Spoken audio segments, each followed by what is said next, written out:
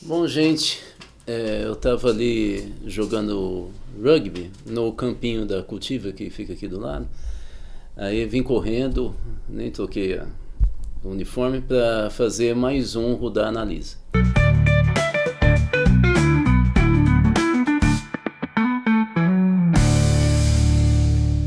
Dessa vez nós vamos estar falando sobre as fundações empresariais que estão jogando todas suas fichas na educação para abocanhar os fundos públicos da educação. Claro que eles fazem uma propaganda, que eles investem mais dinheiro do que o próprio governo, só que o que eles não explicam é que eles pegam dinheiro do governo. Eu vou falar um pouquinho daqui por diante. Inclusive querem fazer secretário de educação, alguns fazem, como a Fundação Lemo, querem fazer ministro, querem fazer secretário nacional. Essa ideia do livre mercado brasileiro que é só para inglês ver, né? Nem inglês ver. Mas eu quero, antes de mais nada, lembrar que para você não esquecer de você se inscrever nos nossos canais, isso é bem importante. Nós queremos atingir 2 milhões de pessoas até o final do ano. Então é muito importante que você se inscreva, clica no sininho, que o sininho é para você ser informado quando a gente posta algo nas redes, no Instagram, no Spotify, no YouTube, assim por diante. Você recebe no teu celular, no teu computador, um informezinho dizendo, você sabe o que é, né? Aí tem um vídeo lá, aí você clica e assiste, né? Manda o link desse programa dos outros para seus amigos, para todo mundo, tal. Pode mandar para o Trump também. E para a gente é muito importante. Você sabe que é isso que movimenta a gente. Você sabe que não é o dinheiro, né? A gente não está cobrando de você, nem está pedindo para você dar dinheiro. Isso aqui é um serviço do Instituto Cultiva para a gente formar uma comunidade reflexiva mais à esquerda ou progressista. Bom, dito isso, vamos para as fundações. Essa história de empresário gostar de educação é muito interessante porque havia no Brasil, desde os anos 80, uma discussão althusserriana porque o autor chama Louis Althusser, era um marxista francês, estruturalista. Estruturalista é quando, vou aqui fazer um resumo bem safado, é quando o pensamento acha que nós temos ou a realidade ou até a linguagem tem uma estrutura fixa, que a partir dela a gente age. Então é como se essa estrutura fosse um esqueleto que segura o músculo e a carne, entendeu? Não dá para ir totalmente para cá ou para lá. O estruturalismo pensa isso, né? O Althusser dizia que a escola era um aparelho ideológico de Estado que, de certa maneira, ele tinha uma funcionalidade de fazer com que as pessoas que estudassem, até mesmo os professores, na escola, naquele equipamento, desenvolvessem valores e conhecimentos que estruturavam o poder da classe dominante, né? No caso, os empresários. Então, ficou uma certa ideia, desde os anos 80, que derivava desse pensamento de esquerda, de um intelectual de esquerda francês, de que os empresários, no fundo, não queriam que a gente estudasse, que os trabalhadores estudassem, porque senão iam ficar espertos, entender porque eles são explorados, e com isso tentariam a revolução, e aí os empresários não querem isso. Bom, isso é balela. Eu espero que hoje tenha ficado claro que os empresários disputam, até mesmo pela teoria do Althusser, disputam a educação, inclusive a educação pública. Eles disputam o dinheiro e disputam também uma forma de transformar a classe trabalhadora em consumidora dos instrumentos, dos equipamentos, dos programas que eles criam para a educação. Desde livros didáticos, que nós temos um plano enorme financiado pelo governo federal, chamado Plano Nacional de Livro Didático. Então as grandes empresas dessa área de livro didático entram ganhando muito dinheiro. Muito dinheiro, vocês têm ideia. Tem um autor de livro didático que compra sítio, apartamento, mas comprava, né? Com o Bolsonaro degringolou, mas aí degringolou tudo mesmo, né? Mas é muito dinheiro nesse setor que define uma linha de conteúdo, né? De livros didáticos e paradidáticos, né? Mas também, obviamente, que vocês devem ter percebido como que as empresas da área educacional entraram pesado durante a pandemia para instalar plataformas, programas, né, o que se chama ensino remoto. Não é exatamente educação à distância, mas é ensino remoto, e a partir daí vários empresários começaram a colocar a manguinha de fora e falar: a partir de agora o futuro da educação vai ser sempre essas plataformas. E aí vocês vão falar, da pandemia em diante, né? Não. Vocês não vão acreditar, mas começa em 90, 94, 95. Eu acho que você vem acompanhando os Rudá Analisa e vocês veem que, de uma certa maneira, quase tudo muda de configuração em meados dos anos 90, né? Grande parte do que a gente está vivendo hoje, seja em tecnologia, seja na política, na organização social, na intervenção das empresas, que não estão falando mais de Estado mínimo a partir de 94, muitos ainda continuavam falando... Não, eles defendem o Estado mínimo. A partir de 94, 95, 96, os empresários começam a entrar pesado para definir a política de Estado, inclusive na educação, mas também na saúde. E nesse momento, algumas organizações empresariais, talvez a mais importante nessa área, nesse momento seja o Instituto Atlântico, que tinha sede no Rio de Janeiro. Essa entidade empresarial vai pegar uma série de políticas públicas e a mais importante passa a ser o cheque educação. Que nos Estados Unidos, na Inglaterra, chama voucher. O que é o cheque educação? É um dinheiro público que, ao invés de investir na escola pública, se transforma num crédito que é dado para a família, e com esse crédito ou esse cheque ele paga, por exemplo, uma escola particular. Olha que bonito, que coisa mais singela. Os trabalhadores é que pagam os impostos no Brasil, né? Eu já disse outra vez que 58% dos impostos pagos, dos tributos pagos no Brasil, inclusive os indiretos, né, que estão na garrafinha d'água que a gente compra, né, no celular, né, então, impostos embutidos, né, vem de quem ganha até 2 salários mínimos. Então, assim, grande parte do cofrinho do governo vem de dinheiro de pobre. E aí essas empresas falam: compre meus pacotes. E aí você pega o dinheiro do imposto que você pagou e transfere para a empresa.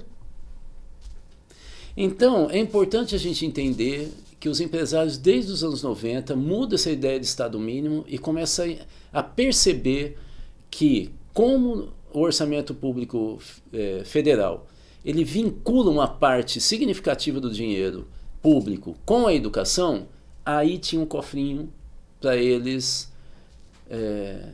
conseguirem recursos extras. Já que empresário no Brasil é pouco criativo, não investe em pessoal e nem em inovação. Então fica mais fácil pegar dinheiro do Estado, né? Eu vou agora citar algumas dessas empresas. Eu vou citar 4 para vocês entenderem como elas se constituem, ainda que rapidamente, e o que elas fazem na educação. Eu vou pegar a Fundação Lehman, que é a mais conhecida, o Instituto Natura, o Instituto Ayrton Senna e o Todos pela Educação, que diz que é um movimento, mas vocês vão ver que é um jogo pesado empresarial para conformar a educação brasileira, a começar com cerco ao Conselho Nacional de Secretários Estaduais de Educação, CONSED, cerco a governos estaduais, cerco, inclusive na transição do governo Bolsonaro para o governo Lula. Vamos a ele. Então vocês vão ver agora alguns filminhos, os grandes nomes desses 4 instituições empresariais. Vocês vão ver algumas fotos das sedes e alguns programinhas deles, sites, tal. Vamos lá, vamos começar então pela Fundação Lehman. A Fundação Lehman foi criada em 2002. Ela tem projetos originalmente financiados pela família do João Paulo Lehman, aquele das lojas americanas, que eu não vou entrar nesse detalhe. E o foco deles era a melhoria da aprendizagem dos alunos da rede pública da educação básica. A educação básica envolve também a educação infantil, mas no caso dele é principalmente ensino fundamental, o que a gente chamava antigamente de primário e ginásio e ensino médio. Isso que é a educação básica. Eles dizem que em 2016 eles tinham atendido 1 milhão de alunos, levando tecnologia à sala de aula. Portanto, aqui fica claro, a grande questão da Lehman é tecnologia. E eles ajudaram a montar ou desvirtuar a Base Nacional Comum Curricular, a BNCC, que em 2015, ainda no governo Dilma, tem uma concepção super avançada da ideia de currículo em ação, e eles enfiam um tal de habilidades e competências, que é uma visão empresarial de currículo, né? Que um dia a gente pode discutir se vocês quiserem. Basta você pegar e mandar uma mensagem. Explica aquele negócio de habilidade e competência. E a gente faz um Rudá analisa sobre isso. Recentemente, então, eles investiram no MEC, já no governo Lula 3, eles indicam uma ONG que é vinculada a eles para conseguir 6 bilhões de reais para tecnificar as redes públicas, né? Vocês veem que assim, eles colocam dinheiro, mas eles, na verdade, hoje eles pegam dinheiro, né? Governos estaduais indicam secretário, gente. Como é que pode um secretário de Estado que vem de uma fundação empresarial ter acesso ao mailing, né, de professores e de pais e alunos? Ou seja, isso é completamente desigual, isso não tem nada a ver com livre comércio, livre competição entre empresas. Uma fundação entra na tecnologia para a educação, passa a indicar um secretário, como foi o secretário de Educação de São Paulo, secretária de Educação de Minas Gerais, ele passa a ter acesso direto como secretário a esse banco de dados que eles podem depois, de alguma maneira, extrair em qualquer lugar do mundo, isso da cadeia, entende? Extrair esses dados para vender pacote. Muito fácil, né? Muito fácil.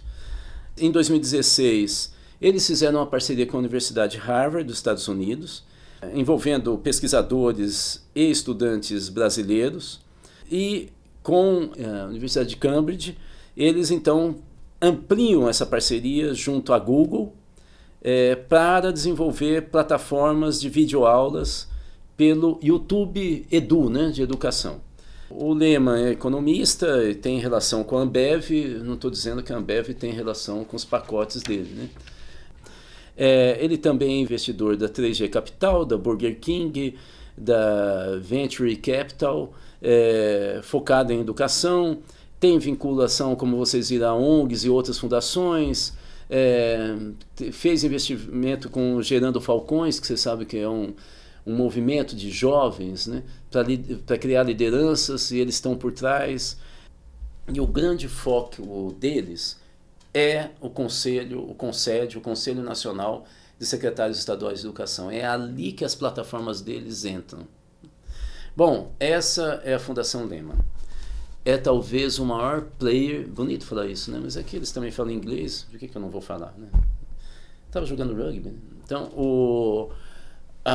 eles são talvez os maiores jogadores, né, mais ofensivos dessas grandes empresas e fundações empresariais que estão abocanhando a educação pública.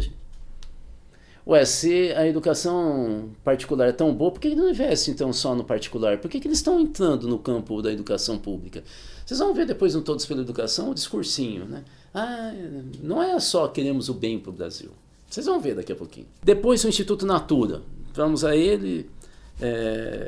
Natura faz uns cosméticos bacanas mesmo, sem dúvida nenhuma, né?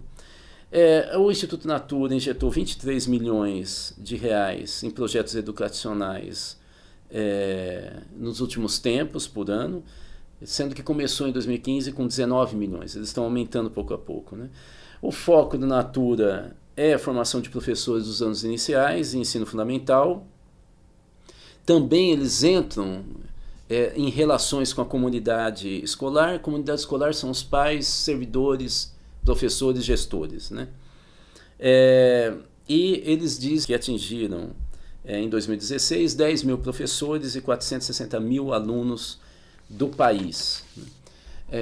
Talvez a Natura tenha, dessas fundações empresariais, tenha a melhor intenção, de fato, do ponto de vista de uma filosofia de envolvimento de comunidades e tal. Mas tem interesses empresariais e já apoiou, inclusive, candidaturas a presidente da República. Portanto, é bom a gente estar acompanhando exatamente o que eles querem, né? Vocês sabem que tem uma frase da economia clássica que ninguém dá almoço de graça, né? Então é bom vocês saberem, não estou falando que a Natura faz almoço, né? Se bem que podia, né? Poderia, né? Mas não faz, cosmético mesmo. Bom, aí nós vamos para Ayrton Senna. O Instituto Ayrton Senna teve muita fama tempos atrás, né? Ele estava envolvido, inclusive, com um incentivo a algumas ONGs que não necessariamente trabalham com educação, mas trabalhavam com jovens, por exemplo. E com processos educacionais, vinculou alguns artistas globais, né, nesses projetos, deu uma vista maior.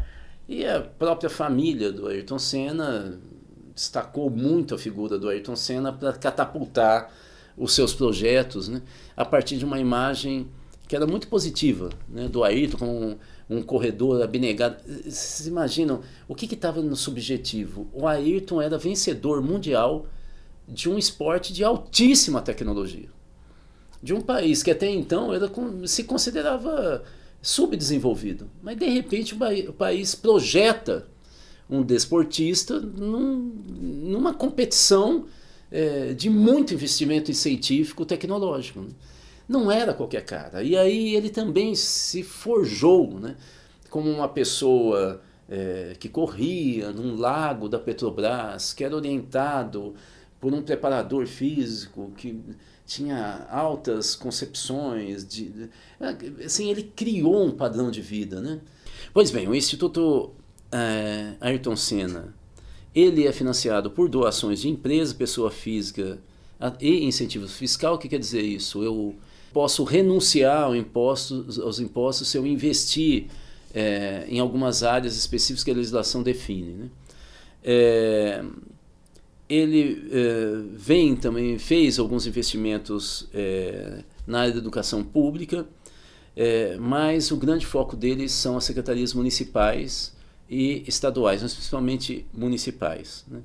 Em 2016, eles diziam ter atingido 1,5 milhão de estudantes em mais de 660 municípios. A ONG chegou a receber 38 milhões de reais em doações e a maior parte do dinheiro deles, dizem, tem origem nos royalties de licenciamento da marca Ayrton Senna, né? Vocês devem ter visto lancheirinha para criança, caderninho, miniatura do Ayrton Senna e assim por diante, né? E também do Seninha, né? Representa 62% dos recursos da instituição e são repassados integralmente para o Instituto, né? Eles têm um investimento superior a 45 milhões de reais no último período. Já teve mais potência do que hoje, né? Nós temos outras fundações, como a Fundação Bradesco, o Itaú Social e assim por diante, que tem também um peso importante na educação, vem desenvolvendo trabalhos, inclusive com educação infantil e tal. Mas nós vamos terminar esse bloco aqui, já indo para os finalmente, com uma entidade importantíssima, talvez a mais importante, que trabalha melhor de todos a sua imagem pública, inclusive se dizendo movimento e não uma empresa, uma fundação empresarial, que é o Todos pela Educação. Já vou adiantando que o Todos pela Educação lutou pesadamente contra o Fundeb, como ele foi aprovado, e principalmente contra o CAC, que é aquele custo aluno qualidade, e o CAC-I, que é o custo aluno qualidade inicial. O CAC nada mais é do que uma definição para onde tem que ir o dinheiro do Fundeb. Eles não queriam definir exatamente para onde, porque quando se definiu que parte do dinheiro tinha que ir para a construção de laboratório nas escolas públicas, que tinha que, sem contar os 70% que vai para salário de professor, né?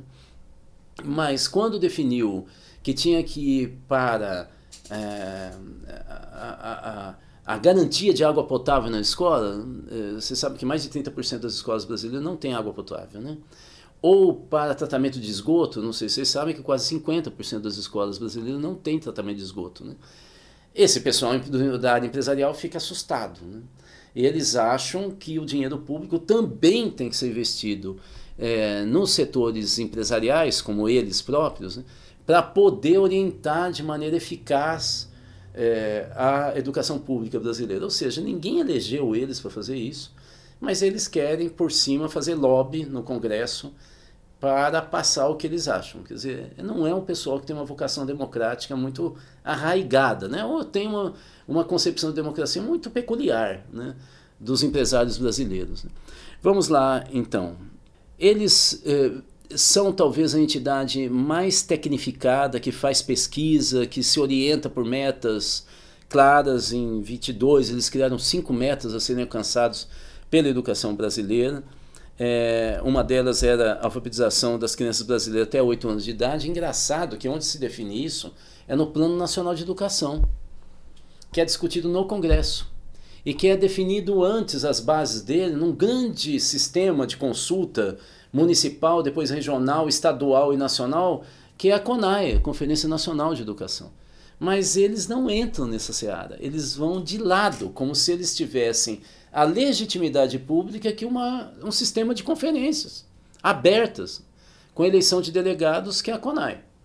Bom, parte do recurso do Todos pela Educação vem dos institutos sociais privados que eu acabei de falar, como a Fundação Lehman mesmo, o Instituto Natura e o Itaú Social. Eu não sei se vocês entendem que eles são um aparelho técnico e político dessas fundações.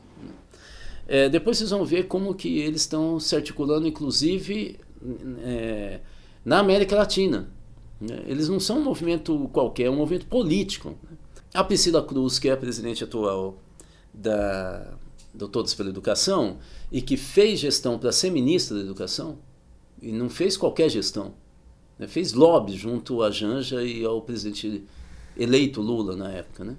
Não deu em nada, mas ela fez, né?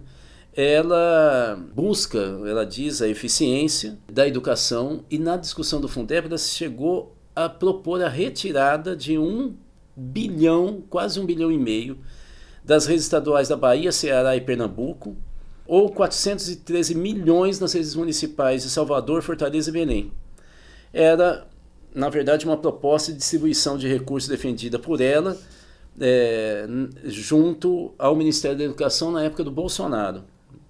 Tem um artigo escrito por autoras da Unicamp que se chama Estratégias e Incidência Empresarial na Atual Política Educacional Brasileira, o caso do movimento Todos pela Educação, em que a gente destacou um trechinho aqui, que diz: o Brasil se encontra num novo estágio de reconfiguração do espaço público, no qual o empresariado busca o fortalecimento da capacidade de execução do aparelho administrativo, entre parênteses, governos e escolas, e, ao mesmo tempo, se posiciona no cenário político-educacional como interlocutor privilegiado na condução das políticas educacionais. Eu não vou me estender demais, mas o que eu queria dizer é que o Todos pela Educação talvez seja a entidade mais importante que ele se diz em movimento, na produção de conhecimento, como nós já tivemos lá atrás, nos anos 60, de organizações empresariais, no caso focado na educação, para dirigir a educação pública. E eles não só se articulam com o governo federal, como eles se articulam com governos estaduais e municipais, com um discurso técnico, mas que tem incidência política direta na elaboração de leis para a educação. Não é qualquer mobilização, portanto. É o grande eixo articulador dessas fundações, é uma espécie de ponta de lança política no cerco ao MEC e às secretarias estaduais de educação e Congresso Nacional. É a entidade mais importante para a gente entender o que os empresários estão fazendo e, recentemente, a partir de 2011, em parceria com o BID, o Banco Interamericano de Desenvolvimento, articular 13 organizações latino-americanas num movimento chamado REDUCA, Rede Latino-Americana de Organizações da Sociedade Civil pela Educação. Envolveu, logo no início, a Argentina, no projeto Educar 2050, o Todos pela Educação do Brasil, o Grupo Faro do Equador, Empresários pela Educação da Colômbia, Fundação Educação 2020 do Chile, Empresários por la Educação da Guatemala, FEREMA de Honduras, Mexicanos Primeiro, México, Eduquemos da Nicarágua, Unidos por la Educação do Panamá, Juntos por la Educação do Paraguai, Empresários por la Educação Peru e Educa da República Dominicana. Acho que ficou claro que se trata de um movimento político de captura do Estado e dos fundos públicos. Nós estamos numa guerra por fundos públicos e, de repente, nesse século, surgiram militares querendo dirigir as escolas, ONGs querendo fazer o contraturno e conseguir recurso público, e esses empresários, peso pesadíssimo, tentando controlar e administrar a educação pública brasileira. Esse pessoal está se organizando para a discussão do PNE, do Plano Nacional de Educação, que vai ser discutido esse ano no Congresso Nacional, definindo as metas e eixos da educação, inclusive isso significa dinheiro, para os próximos 10 anos. Plano Nacional de Educação é um plano decenal, nacional da educação, votado e que se transforma em lei pelo Congresso. É isso, gente. Lembre-se de curtir se você gostou. Lembre-se de se inscrever nos nossos canais, no podcast. Isso que eu acabei de falar também dá para ouvir pelo podcast, pelo Spotify, desculpe, pelo YouTube, pelo Instagram. Clique no sininho para receber as notificações do que a gente está colocando e divulgue esse link, porque a gente quer uma grande comunidade discutindo todos nós, não todos pela educação, mas nós que realmente estamos pela educação. Um bate, até o próximo. Esse programa é um oferecimento do Instituto Cultiva, mais de 20 anos com foco na educação para a cidadania e participação social. Saiba mais no site institutocultiva.com.br.